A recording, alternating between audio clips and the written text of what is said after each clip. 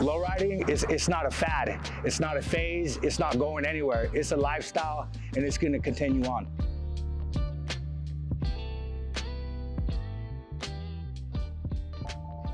My dad passed away, but like all the best memories I have with my dad were cruising and going out to car shows or just cruises and lowriding. Like literally that's what we did 24/7. Years later, when I got myself into a better financial position where I can afford a lowrider, I bought my first lowrider in 1967 Impala.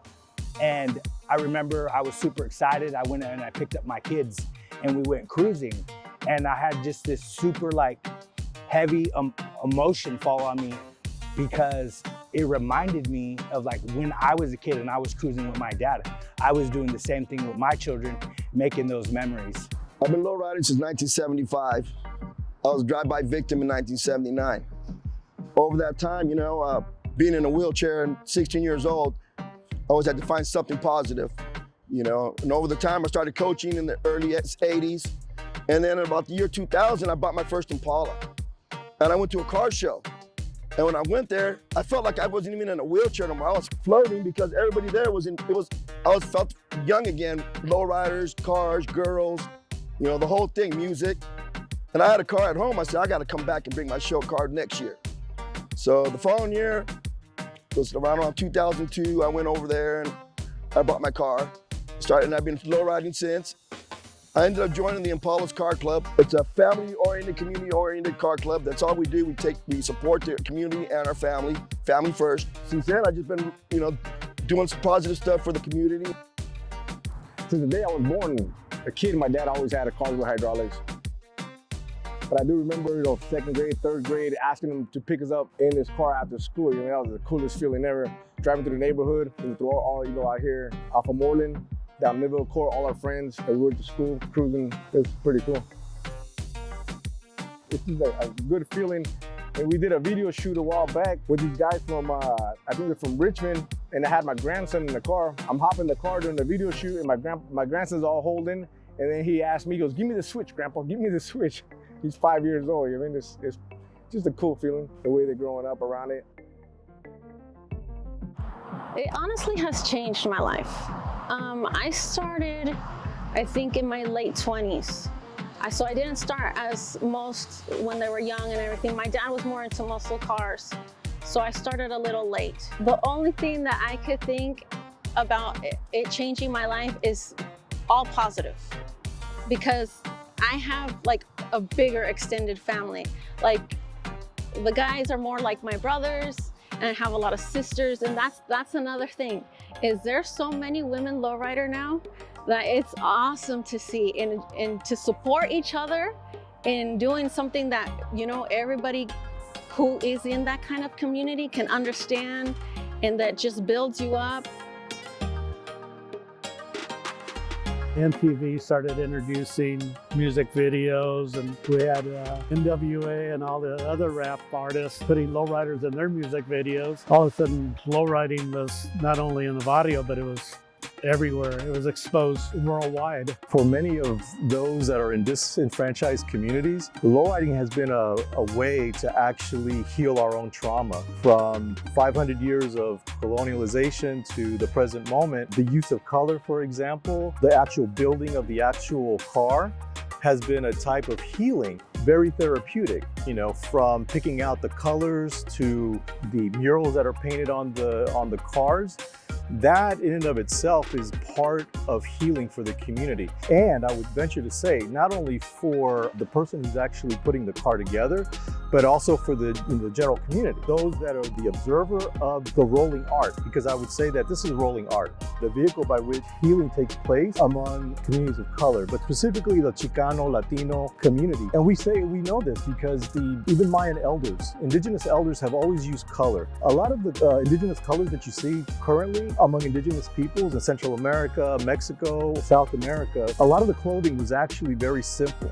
But it wasn't after colonialization took place and the invasion took place that indigenous communities began to use color and put on the bright colors in order to heal their bodies and the trauma on their person. So it's multifaceted. In the late 50s, everybody was lowriding white, black, brown. everybody had low riding. In the early 60s, they started developing high performance cars. So everybody wanted to become a hot rodder, but the low rider style never left the Chicano community, the barrio. We just held on to that look, that style. We inherited it, and we never let go of it. And I've been told as long as there's gas and cars, there's going to be lowriders. And I really believe that. So this is also part of developing our self-dignity. Building these lowriders, it builds our self-esteem. It impacts younger people that are watching older people and elders participate in this endeavor. It is building self-dignity and being visual to the larger and broader community that we're still here. We're still alive. We're still people. And it actually brings back our humanity. It says to the rest of the world and the broader community, we are not going anywhere. The Chicano Latino community, we're here, we're permanent, and we're part of this culture. Anytime you get one culture and you put it juxtaposed to another culture, there's always going to be a cultural exchange. So that's a real big important part of this piece.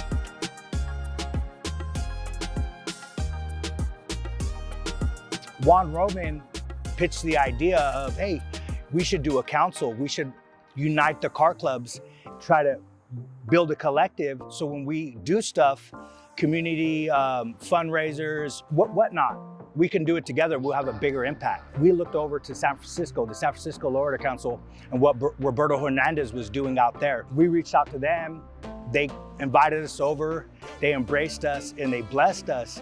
And so we really began to try to model ourselves after what they were doing. It was a trip because especially the OGs that had these grudges and, you know, these stubborn old men, they embraced the idea and they got really excited. Now we have all these car shows and stuff like that, and everybody's just mingling. Santa Rosa, Windsor, Hillsburg, all these older dudes that had this bad blood are now working together, and we're doing fun. We did a project for the Second Chance Club at the Santa Rosa Junior College, and we raised $1,000 for a scholarship for a formerly incarcerated student. We did that together as a collective. You know, we would have never been able to do that had we not come together and united. And that's just one of many situations where we made an impact in the community to reach out, you know, a helping hand to lift someone up. I got affiliated with the Lowrider Council just to see what they do and what we're doing for the community, and everything's positive now, and we're trying to set an example for the youngsters. That's been really the highlight of my life, you know, for now, you know what I'm saying?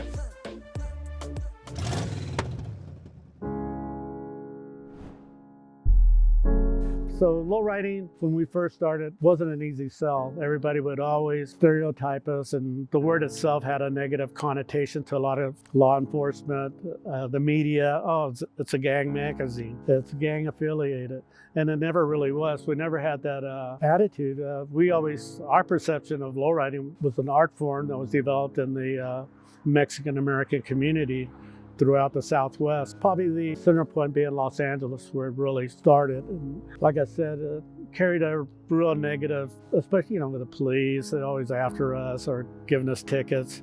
But I think over maybe the last 20 years, that's changed a lot. It's more accepted now, but there's still work that needs to be done.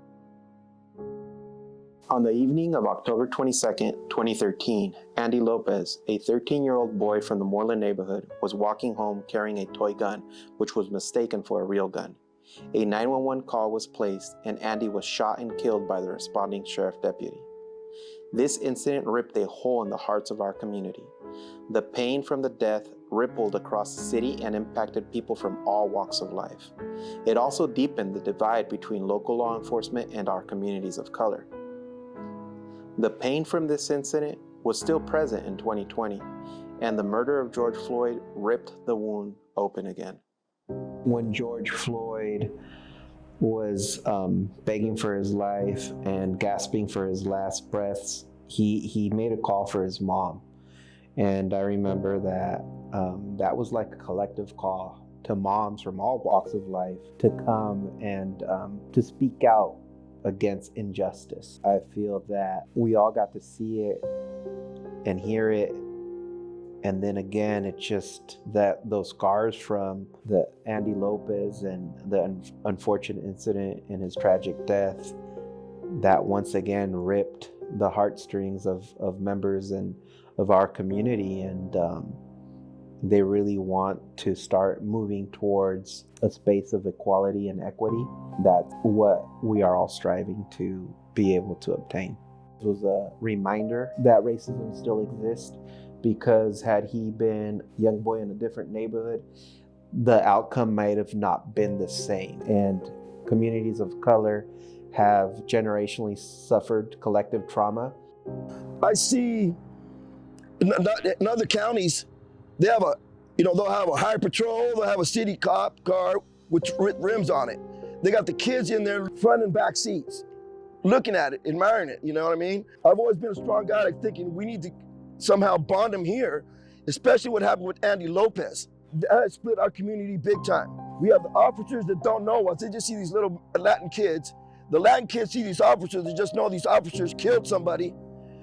They don't know us, so I feel like if these officers start getting involved with the lowrider community, coming to our shows, putting a face like there's little Jose right there, and as he grows up, they know him. They know he's not a hoodlum, he's a good kid, and you never know.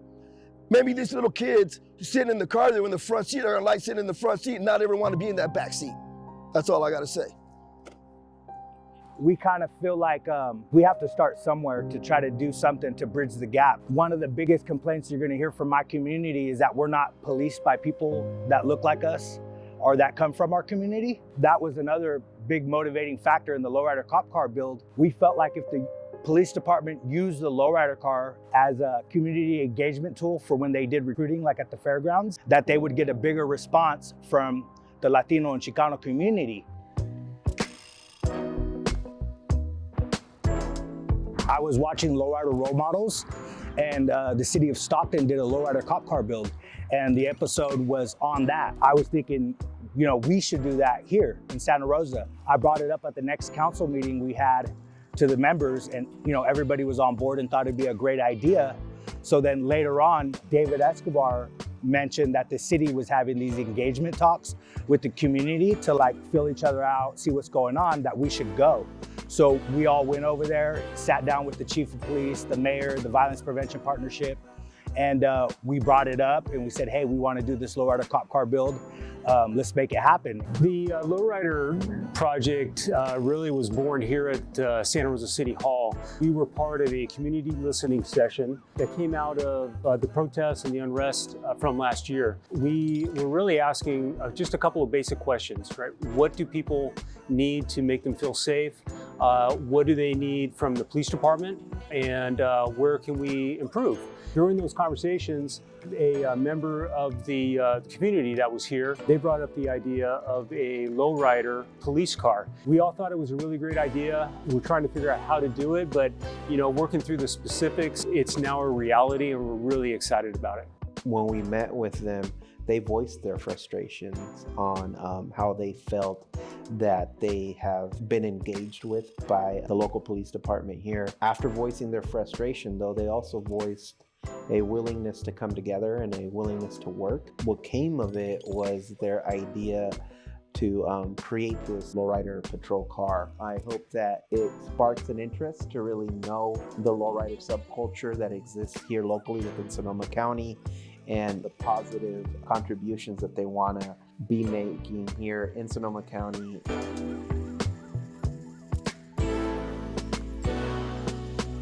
This police car, I think, is going to be a big difference, and it's going to be a big difference in the community and in the lowrider community. Because I remember all the time being around, seeing a cop, I always walk away, avoid it. Going to the car shows, there's always cops there. You'd avoid them walking away. And I remember going to the Oakland car show and seeing the police car there. I remember instead of walking, I went by and I sat there and talked to the police officer for a while, and I felt normal. Instead of trying to avoid them, I went over and talked to him. I talked to him for about a half hour, which was pretty cool, Didn't feel no difference. It's an opportunity for conversation, and I think that that's really critical in order to build bridges, to begin to make change within the community and within the police department. So I think that's the outcome of this project. I think there's more, but we'll wait and see. You know, we're really excited about this program because I think that it's going to be giving us an opportunity to really open up doors and opportunities for dialogue. I think that, you know, having such a unique, vehicle out there is going to be helpful for any part of the community, but really when you're talking about, some of our specific areas in our city, where there's a large Latinx community, or anybody that are really car enthusiasts, it's going to be an opportunity for them to come up, look at it, and then open that dialogue. And just, it's really kind of an icebreaker, which is going to be really exciting for us. I have a lot of hopes, dreams, and aspirations from this project. I hope that the community understands that we see them, that we see culture, that we see the beauty in our BIPOC community, that we do see this as a gift, we see this as an opportunity, and that this will create multiple bridges. And we know that this isn't a one-size-fits-all, that this is going to have to be one of many attempts, one of many projects, but more importantly, that we're going to meet community where they are. And I think this is a great middle ground. I'm really hoping this is a community outreach opportunity so that members of our community realize that our police department need representatives from the community. And this lowrider car, I think, is an opportunity to engage our community with members of our police department that otherwise they may not have had the opportunity to communicate with. I think it's a positive move because it shows the city is willing to step out of its boundaries and complement the Chicano community of Barrios here. Make a statement that they're willing to communicate with them, and everybody loves the lowrider. For the city of Santa Rosa to build one, I embrace it. I think it's a great move.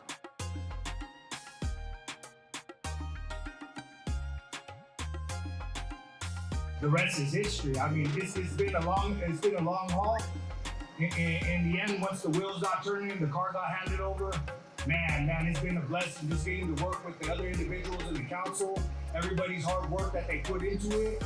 This project for our community is sort of a big deal. I don't know if you guys remember, but back when cruising on Mendocino, it wasn't always allowed. But here today, the police department, the city of Santa Rosa, is celebrating our culture with us. And we gave this lowrider patrol car to the city as a token of our trust in them, and that we want to participate in the community. We want to be a part of making our community better, and they're celebrating that with us. So for that, I say thank you. It was a very challenging time for our community, for our nation.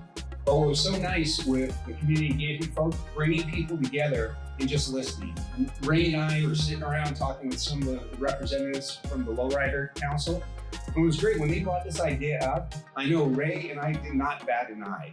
So at the time I was mayor and I come from the police department, I'm like, well, wait a minute, that's gonna be Ray's call. But Ray, I really encourage you, let's follow up on this. If the idea came from the council, what a wonderful partnership. I'm so happy to be part of this. I can't wait for the unveiling. We have a new rock star in Santa Rosa. Many of you know her as the city manager of Santa Rosa, but Marykisha Smith, we are so fortunate to have her here. She's gonna make things like this more of a reality each and every day. We, the city of Santa Rosa, are committed to fostering an environment where we all collaborate and celebrate all. We will celebrate our diversity, create a sense of belonging and mutual respect, not only today, but every day. So today, we celebrate our hard work together. I'm not gonna be as lucky as most of you all who have lived here in the city of Santa Rosa and been able to serve under his leadership for 30 years. But Chief, this is what police relationship and the community looks like. I also want to thank you for naming the vehicle after Marylou. That really means a lot to our department and to her family. You know, the Marylou is a project that was born right here in this parking lot. In fact, when Councilmember Schwedhelm was talking about us meeting with the Sonoma County Lowrider Council, we actually met right here next to this gray Impala. And that's where the idea came up to create a patrol lowrider vehicle. And it was just an exciting time, and for me, it was exciting because we were able to kind of look at this and say, well, how do we do this? And you know, we had the support of the community to do this. It came from them. It was their idea, and we're really excited to be a part of this. For me, you know, I see this as just an ongoing opportunity to collaborate with the community and building those relationships. This project is just a great example of how we can forge ahead and build those partnerships with the community. I'm here on behalf of Congressman Mike Thompson, and Sierra is here on behalf of Congressman Jared Huffman to posthumously honor Detective Armour and her service to this city with a congressional record statement. Ms. Armour dedicated her career to protecting her community and served with the Santa Rosa Police Department for over 20 years. On March 31st, 2020, our community and our nation lost an outstanding citizen. She was the first peace officer in the state of California taken by the COVID-19 pandemic. She leaves behind her husband and their daughter, and our community and state continue to mourn her loss. Madam Speaker, it is evident that Ms. Armour dedicated her life to the people of Sonoma County through her service to Santa Rosa Police Department and the victims of domestic and sexual violence. Therefore, it is fitting and proper that we honor her here today. Marylou Lowrider was a dedicated, empathetic, and authentic public servant. She was the first active police officer who passed away from COVID-19 here in California. She was compassionate, she was committed to helping those who needed it the most, and she was dedicated to our community. This vehicle serves as a reminder of the hard work, dedication, and the commitment of the Santa Rosa Police Department, and a celebration of our culture and belonging in our community. I commend the efforts of our staff, the contribution of the Office of Community Engagement, thank you, our fleet department, our police department, and all employees who came together to make the Marylou Lowrider a reality. It's programs like this that allow us to build bridges in our community. We all want the same thing, and that's a thriving Santa Rosa, one where our kids have a future and can grow up here safe and with friends and have a future that we all can be proud of. I want to thank all of you for being a part of it, because when we look at the cars, we know it is blood, sweat, tears, and a lot of heart that people put into them. We know that the car is more than just a way to get from place to place, but a personification of our personalities. And I think you're going to agree when you see the Marylou that there are so many people who put their heart, that have put their time, that have put their money into this car. And it's not just a car, it's a representation of what we can do when we work together in our community. I'm so excited just for some of the relationships that are going to be built between the Lowrider community and the Santa Rosa Police Department. And it's just so exciting to think about the many conversations for the years to come, whether it be at the Cinco de Mayo festivals, the Rose Parade, the Peggy Sue, others weekend Lowrider car shows. It's going to be a moment that we can come together, and I can't wait to be able to start building some of those bridges between our officers and the community we serve. I was talking to Juan from the Lowrider Council, and we were just talking about this is one big step for us, and we've had a lot of areas that we can grow over the last couple years as the Santa Rosa Police Department, but we're so excited for the leap of faith that the Lowrider community took in the Santa Rosa Police Department and with our community engagement team to allow us to partner with you, to be able to get to know you better and be able to, for our officers to be able to get there and get to know everyone in our community. We're all from Santa Rosa, we're all together, and it's an opportunity that brings us to show how many similarities that we have in our cultures, in our city, and our love for this great city. So thanks so much for honoring Marylou and for being willing to partner with the police department. And I think it's one huge step forward for us as a community, and I'm excited to see what the next couple of years are going to bring. Thank you so much for everyone for your participation this great day. We knocked on the door and they said yes. Right over there, that's the product of what community has accomplished working together. Want to be driving around the streets of Aslan feeling like we're invisible or feeling like we're going to get pulled over because they don't understand us. And I think the build of this, working together with law enforcement, with the barrios, coming together and actually bridging that gap and working together to deconstruct that, that image that we had 30, 40 years ago. We want to rebuild it with cohesiveness, carnalismo, familia. Here to represent the lowrider community. So, which I've been doing for about 50 years now as owner of the Lowrider magazine. You know, the word lowrider, God darn, everybody would freak out. Hey, would you like to advertise a Lowrider magazine? No, it's a gang magazine. I go, no, it isn't. I never thought of it as a gang magazine, an Indian association. I looked at it as a part of our cultura, part of the barrio. Thank God it became the #1 magazine in the country. So we broke all the stereotypes. Now you see lowriders in the Super Bowl and commercials everywhere. We're part of the American culture, and that's the way I looked at it, and I'm glad we were able to achieve it, because it's a family, cultura, lifestyle that is never going to go away. With that said, I can't wait to see the car, and thank all the people that built it, put all the work into it, and should be a bad ride. Thank you. I'm so excited for us to unveil the Marylou. So now it's our pleasure to be able to introduce you to the Marylou.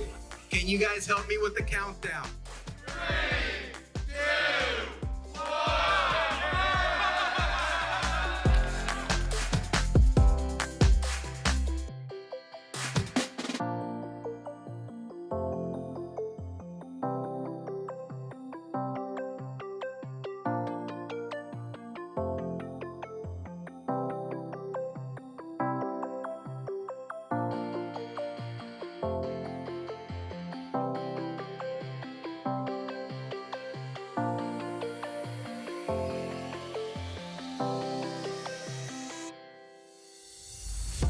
The Community Empowerment Plan is an acknowledgement that every single person's voice matters in Santa Rosa, particularly for our marginalized communities and our communities of color.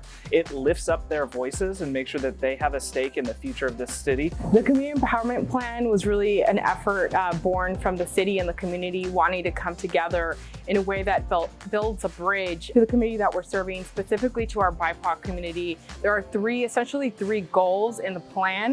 The first goal is to increase consistent dialogue between leaders of our BIPOC communities and the city of Santa Rosa. The second goal being that the community be provided with opportunities to review and provide input on Santa Rosa Police Department, the use of force, and community policing policies. And the third one being establish a feedback loop to gauge effectiveness of our efforts with community and staff.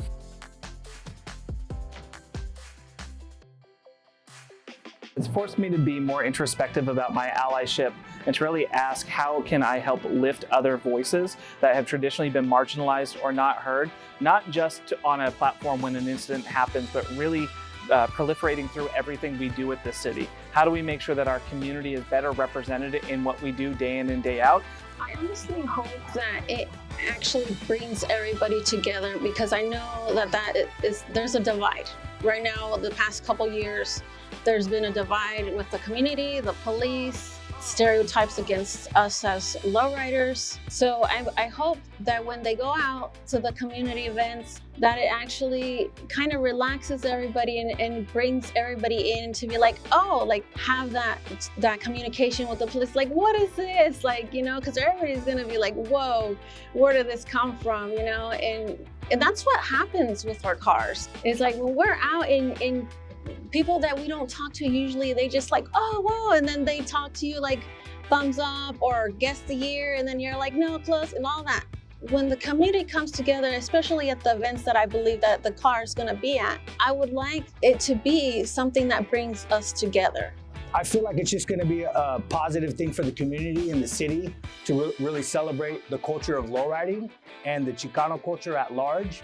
But I think collectively, again, I want to reiterate that this idea was organic, and it came out of the love that the lowrider community has for itself, and also wanted to then manifest it in a place and a space that you wouldn't normally think that lowriders could actually exist.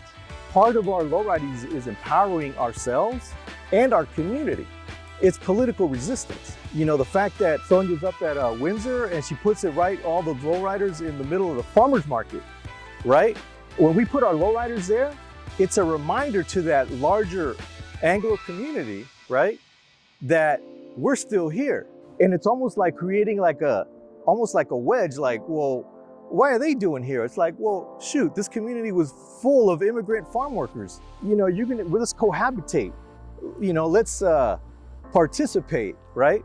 And so that's what the beauty of this lowriding is. It's like, it gives an opportunity for us to heal, resist, and also begin other conversations, right? Yeah, I'm really hoping that this project helps to build trust between our law enforcement community and our community members, particularly our communities of color.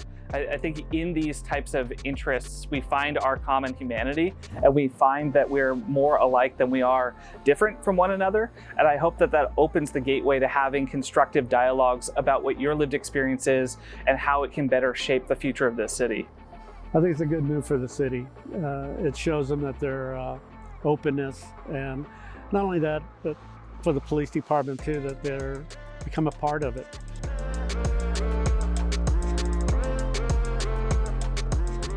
In a way, we are sharing, just like our ancestors did, our culture with the broader community, which also includes police and fire and many other institutions that we're always going to have a symbiotic relationship with all these institutions. Our value system from an Indigenous standpoint has always been about sharing. Well, I think the Lowrider project, it's great that the city of Santa Rosa got involved, and I think the Chicano community and the Lowrider community here locally in Sonoma County is going to embrace it. Hopefully we can get the fire department to pitch in. Lowriding it's not a fad, it's not a phase, it's not going anywhere. It's a lifestyle, and it's going to continue on.